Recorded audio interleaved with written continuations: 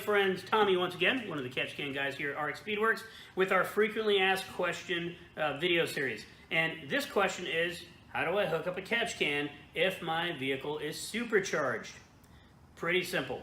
Really, it's the same as if you had a turbo or if the engine is naturally aspirated. A catch can is a catch can.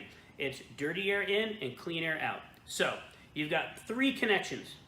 The incoming dirty, coming from your PCV or positive crankcase ventilation valve, is, let's say on this can here, this is a McNally Gen 2, that's going to go to the middle fitting. This is the one that doesn't involve the check valves. These other two outgoing or recycled air return ports, these are your two vacuum connections. And on this can, they're interchangeable. This one actually has internal check valves. Some cans will have external check valves, which are inline in the hose. And the connection is simple for a supercharged engine.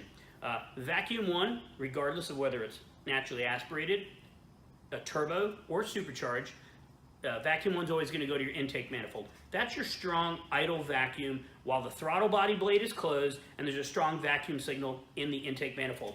So vacuum 2 is going to go to the intake air assembly on most engines and with a centrifugal supercharger.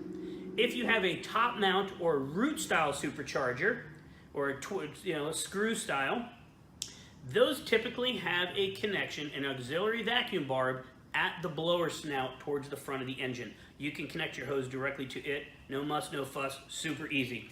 And that's about it. Thanks for checking us out here at the Catch Can guys. We'll see you on the next video.